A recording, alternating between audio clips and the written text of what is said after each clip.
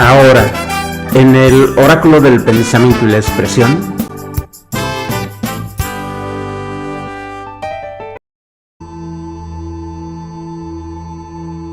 Jim Morrison y su vuelta por el Cervantino.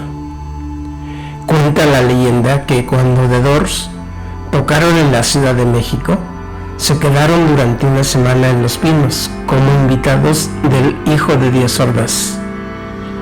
Mientras los demás integrantes de The Doors paseaban por Teotihuacán y Chapultepec, aquella fresca mañana escapó Jim Morrison a la provincia, al centro del país. Como de costumbre, con unas chelas encima y, como siempre, hasta atrás. Se subió a un autobús. De fondo se escuchaba Corazones, de Arturo Mesa, de su disco del 2023.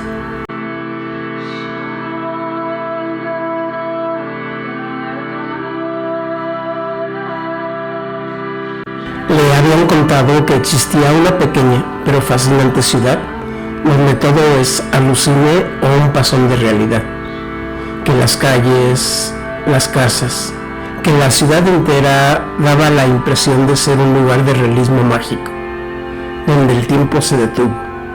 Ciudad chica pero bien arreglada y con pretensiones. Se presumía de alta cultura, de pensamiento abierto y de una vida tranquila.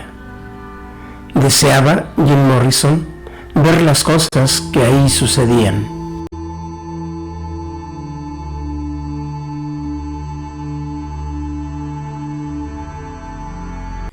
Al siempre inquieto Jim Morrison, estudiante de cine, lector de Platón y de Nietzsche, le generaba mucha curiosidad lo que había escuchado y leído sobre ese sitio colonial en donde tenía celebración una especie de fiesta colectiva del arte y la cultura, en homenaje a Miguel de Cervantes Saavedra, novelista español de finales del siglo XVI y principios del XVII, asimismo dramaturgo, poeta y soldado, a quien se le considera el iniciador de la novela moderna por su célebre obra El ingenioso hidalgo Don Quijote de la Mancha, uno de los máximos exponentes de la lengua española.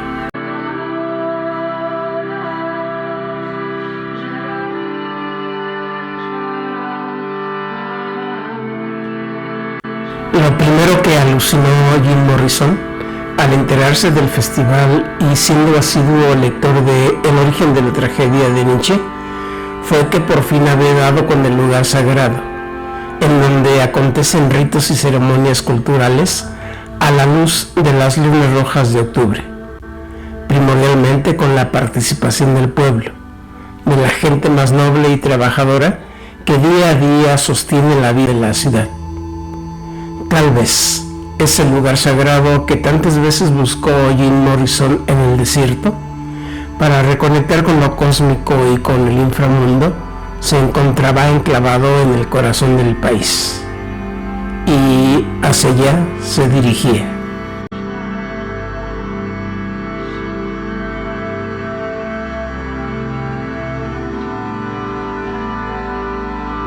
Morrison tenía conciencia que las sociedades humanas desde los primeros tiempos, a través de los cantos, rezos, plegarias, recitaciones y en general canciones, habían logrado entenderse mejor. Esto es, las ceremonias, tanto como los festivales, contribuyen a la cohesión grupal con fines de creatividad y de búsqueda de una mejor vida comunitaria, colectiva, o sea, para todos.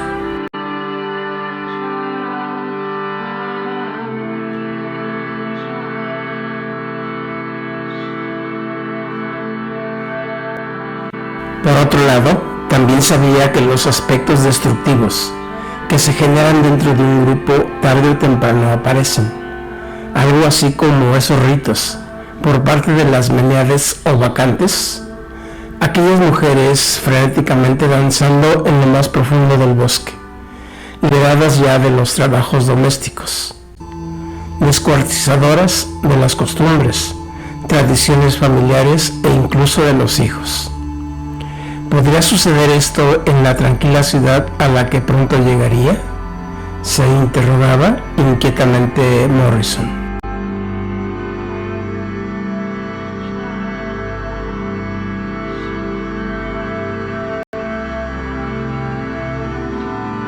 Había incertidumbre en Morrison, pues no sabía en realidad qué podría encontrar. Si una fiesta en donde afloren los instintos primaverales del arte y en donde no falte la música, danza, vino, el estilo más puro de Dionisio, dios de la liberación y embriaguez, o bien una celebración de lo más racional, equilibrada y simétrica, al modo de Apolo, dios del orden y de la mesura.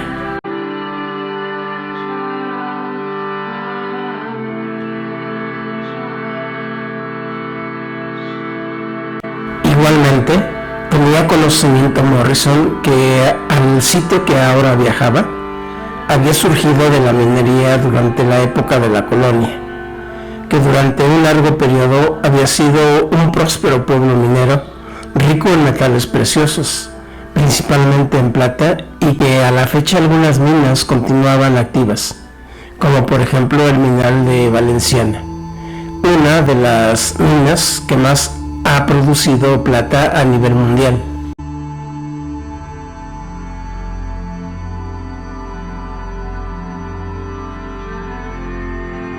De hecho, al final del siglo XVIII y principios del XIX, la mina de la Valenciana producía 2/3 partes de toda la plata de Guanajuato que se exportaba a España y Asia. La plata de la Valenciana ayudó a mantener en gran medida el Imperio Español y sus colonias. Otras minas son las de Rayas, Millado y Cata.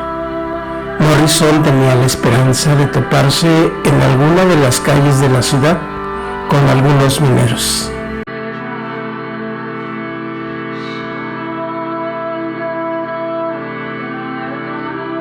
Le habían dicho a Jim Morrison que desde los miradores de la ciudad, el jardín principal figura una rebanada de queso o de pastel, centro de la ciudad, y en donde sucedían cosas maravillosas, eventos extraordinarios, por los que su interés principal consistía en corroborar si tales eran las cosas como le habían informado.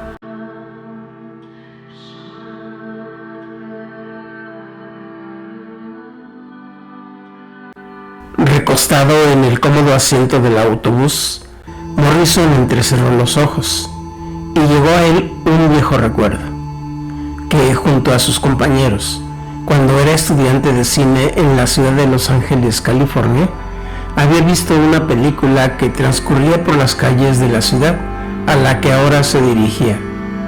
Era la del santo contra las mujeres vampiros o momias. No recordaba con exactitud. Morrison, en su alucine, imaginaba a la ciudad como una especie de gran caverna, comunicada con el exterior mediante retorcidos túneles.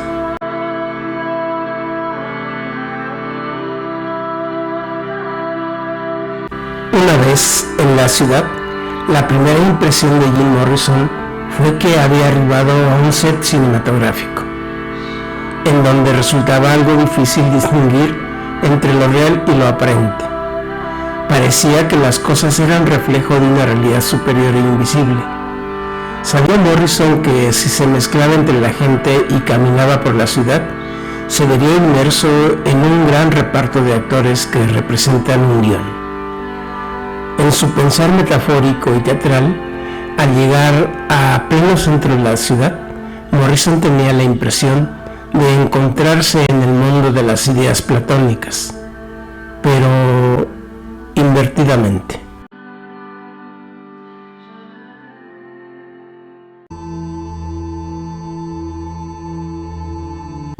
Recordaba Jim Morrison un pasaje del libro 6 de la República de Platón, a saber: represéntate ahora el estado de la naturaleza humana respecto de la ciencia y de la ignorancia, según el cuadro que de él voy a trazarte.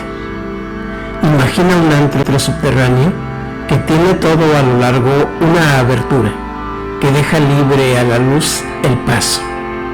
Y en ese antro, unos hombres encadenados desde su infancia, de suerte que no puedan cambiar de lugar ni volver la cabeza, por causa de las cadenas que les sujetan las piernas y el cuello, pudiendo solamente ver los objetos que tengan delante.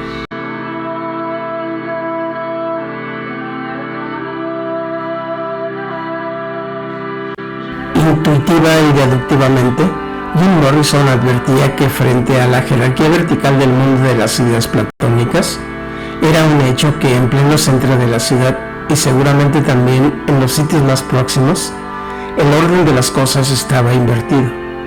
El mundo verdadero es abajo. Los habitantes viven, o esa impresión dan, como si así lo hubieran acordado, bajo la convicción de que todo allí es puro, etéreo, un reino donde el tiempo se detuvo. La vida transcurría, tenía esa sensación Morrison, como en una postal, o mejor, como en esa película en donde Jim Carrey ignora que su existencia no es más que un fenómeno televisivo que se transmite las 24 horas. Un reality. The Truman Show.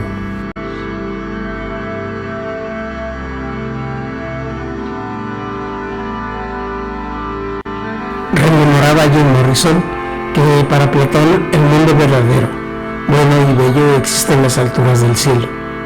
Mundo visible, de la verdad y de la luz, objeto del pensamiento, mientras que el mundo material y de los sentidos es oscuro, contingente, perecedero, sombras nada más. Pensaba Morrison que si invertía esta imagen y la aplicaba al sitio en que se hallaba ahora, entonces el arriba es abajo y el abajo es arriba. En este caso, el abajo es la sede de los templos e instituciones culturales más sagrados.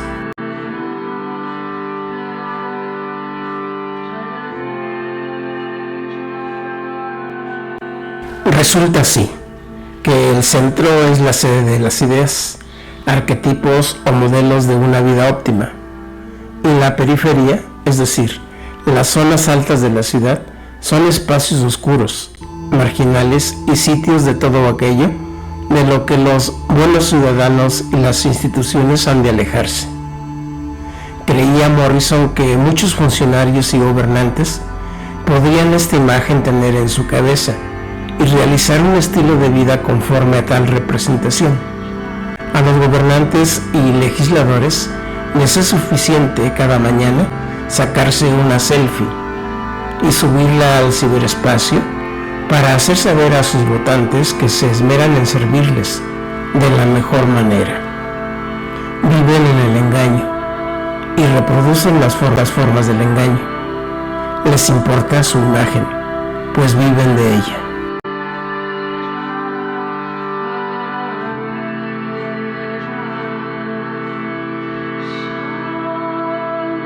Pensaba el rey lagarto que todo es cuestión de poner de pie o de cabeza las cosas, para que la perspectiva de éstas cambie.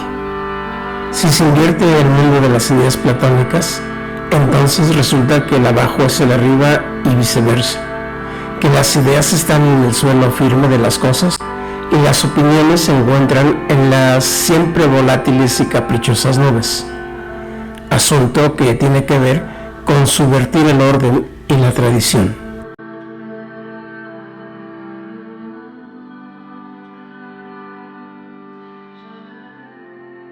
La pura crítica de posturas ante el mundo, el trabajo del pensar y la dialéctica de invertir el origen del conocimiento siempre ha sido una permanente lucha en la historia de las ideas.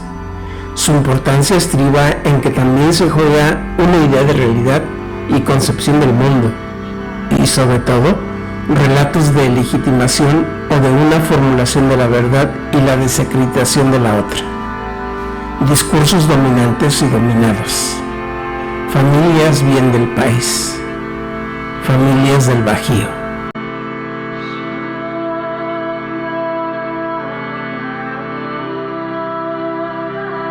Jimbo, como le decían a Morrison sus compañeros, se daba cuenta que en esta ciudad no hay que subir para contemplar las ideas. Ninguna ascensión hay que realizar para adquirir saberes, conocimientos e ideas puras e incluso hallar el amor. Por el contrario, hay que bajar o descender por empinadas callejas, atravesar oscuros túneles, pasar por pequeñas entradas y salidas, bajar pesadas escalinatas hasta alcanzar el centro de la ciudad.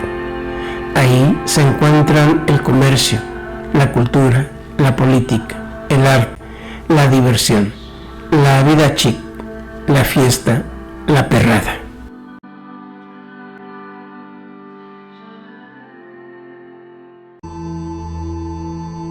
Todo se encuentra centralizado en la hendidura.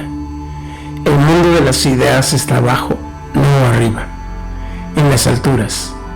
Es la periferia, lo oscuro, lo opinable e indeseable. Era el garabato que el buen Jim Morrison trazaba o alucinaba en su mente de aquel lugar.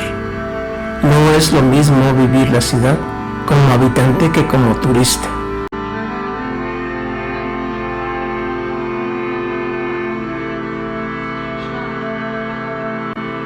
Curiosamente, a Jim Morrison, que en apariencia se le identificaba con la parte sensible de las ideas o de la cultura, es decir, las artes en general, pero también con los mitos, los saberes tradicionales y populares de los pueblos originarios, comenzaba a mostrar interés, particularmente por el mundo de la alta y refinada cultura que tentativamente este lugar ofrecía.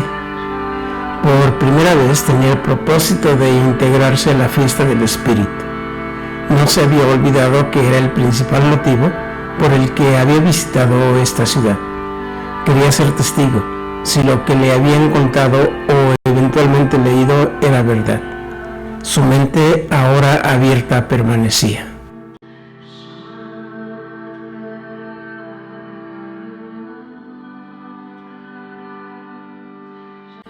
Morrison no habría tenido dificultad alguna en aceptar la jerarquía de su constitución en el orden de los seres del mundo de las ideas. Siempre le había sido suficiente el horizonte arcaico y rupestre desde el que le tocaba jugar el vaivén del mundo. Jamás tuvo discrepancia con tal situación, pero ahora quería experimentar el espíritu refinado que se decía campeaba por toda esa ciudad, específicamente allí en el centro. Creía que lo fundamental y lo esencial a su alcance se encontraba.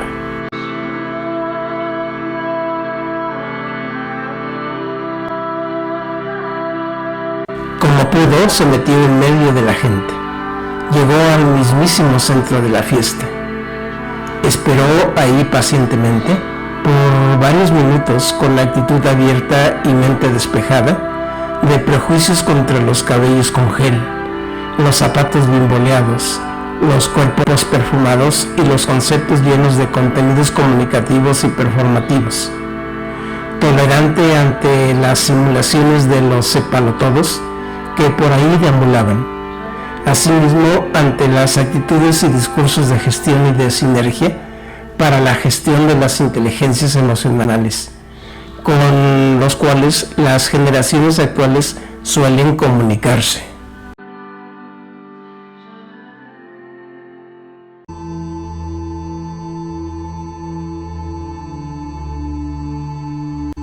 Jim Morrison se concentró más de lo acostumbrado. Su mente y sentidos se agudizaron para que lo esencial, vital, profundo, universal y necesario no se le fuera a escapar. No quería perderse en nada. Pronto se inquietó. Su naturaleza dionisíaca lo reclamaba. Entendía que más bien se había internado en el centro mismo de las apariencias, de los simulacros, de lo más retorcido de la cultura, como las calles, callejones y túneles mismos de esta ciudad. Estaba parado en el epicentro donde se generan los principios que impiden ver a la gente más allá de las sombras. Creencias, doctrinas, ideologías, prejuicios, actitudes, comportamientos, etc.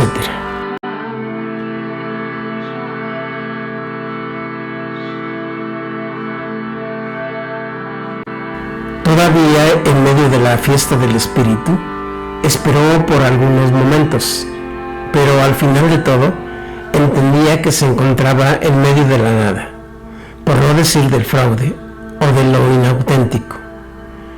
No había percibido siquiera mínimamente algo fundamental, radical, esencial, sustantivo, como aquello a lo que la cultura debe dar lugar en la experiencia humana.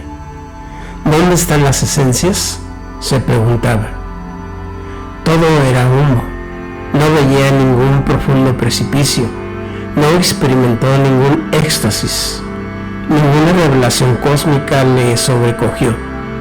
Nada de lo que había oído resultaba ser verdad.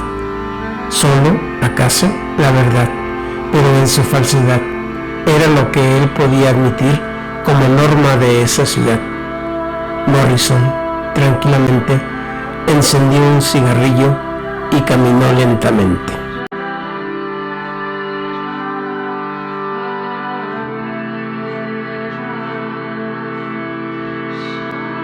Nada esencial intuyó, solo el vacío como espectáculo de la cultura del espíritu observó, cosa que sucede cuando las ideas se hacen sensibles y se ponen al rasero de los sentidos.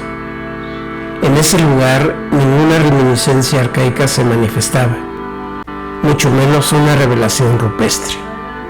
Corroboraba entonces Jim Morrison que la gente ahí no se da cuenta del mundo de las simulaciones en las que habita.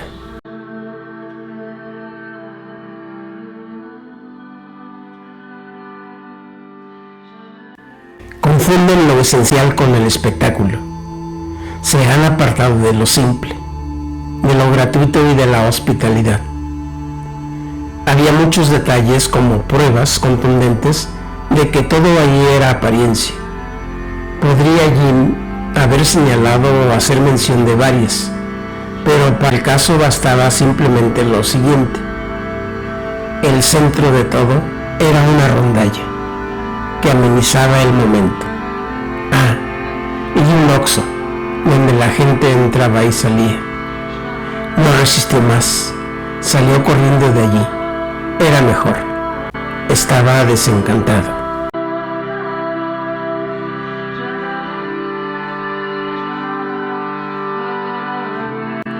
Con lucidez y desencanto a la vez, Jim Morrison comprendía que el Festival Cervantino tal vez solo era expresión de las apariencias en las que esta ciudad por décadas ha aprendido a vivir.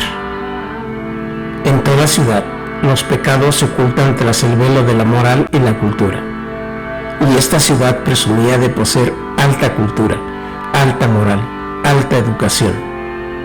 Por su cabeza como colofón de lo que le había parecido el Festival Cervantino, pasaba la canción de Jaime López. ¿Qué fue de la gran Betty Boop? Era de la opinión Jim de que esta canción es como lo que sucede en esta ciudad.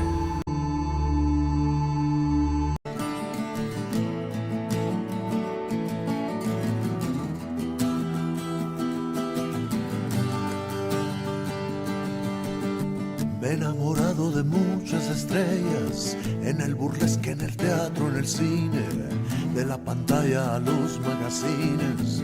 Toda mi vida no he visto más bellas, suelen decir que no son de a de veras, tan criticadas nos ven todavía, y aunque titilan un poco postizas. Me he enamorado de muchas estrellas, pero de todas y ya esto es el colmo. De carne y hueso no es la que adoro, tal vez es su voz, tal vez es su look. Dime qué fue de la gran Betty Boop.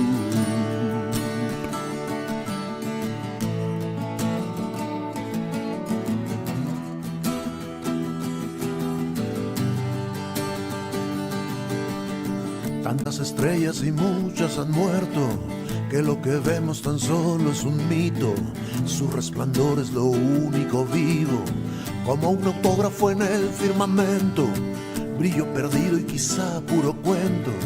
Esa pantalla no es ya de plata, pero de vidrio o de hoja de lata. Aún las amo y no me lamento, pero de todas y esto es el colmo. De carne y hueso no es la que adoro, tal vez es su voz, tal vez es su look.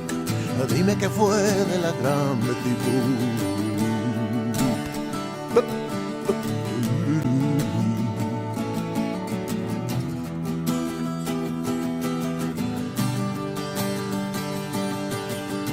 Me he enamorado de muchas estrellas, en el burlesque, en el teatro, en el cine, de la pantalla a los magazines. Toda mi vida no he visto más bellas. Suelen decir que no son de a de veras, tan criticadas nos ven todavía. Y aunque titilan un poco postizas, me he enamorado de muchas estrellas. Tantas estrellas y muchas han muerto, que lo que vemos tan solo es un mito. Su resplandor es lo único vivo, como un autógrafo en el firmamento, brillo perdido y quizá puro cuento. Esa pantalla no es ya de plata, pero de vidrio, de hoja de lata. Aún las amo y no me lamento, pero de todas y esto es el colmo. De carne y hueso no es la que adoro, tal vez es su voz, tal vez es su look. Dile que fue de la gran Betty Boop.